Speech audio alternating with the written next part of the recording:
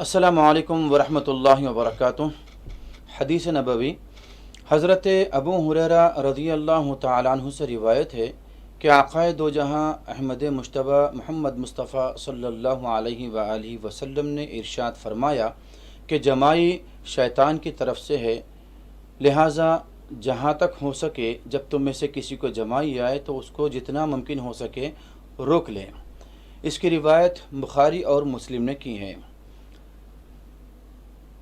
जमाई के मुतालिक ये बयान किया गया, जैसा कि अभी आपने हदीस भी समाअत की, कि शैतान की तरफ से है और जितना मुमकिन हो सके इसको रोका जाए।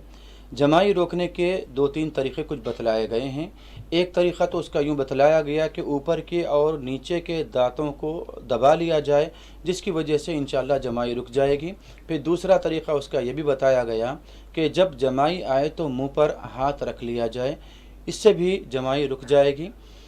और बाज़ लोगों को देखा गया है कि जिस वक्त जमाई आती है तो वो मुंह पर हाथ नहीं रखते, बल्कि मुकम्मल तौर पर अपने मुंह को खोलकर जमाई लेते हैं। तो ये खिलाफ तहज़ीब भी मालूम होता है। जिसकी भी नज़र उस पर पड़ती है उसे देखकर थोड़ी सी बेचैनी हो जाती है।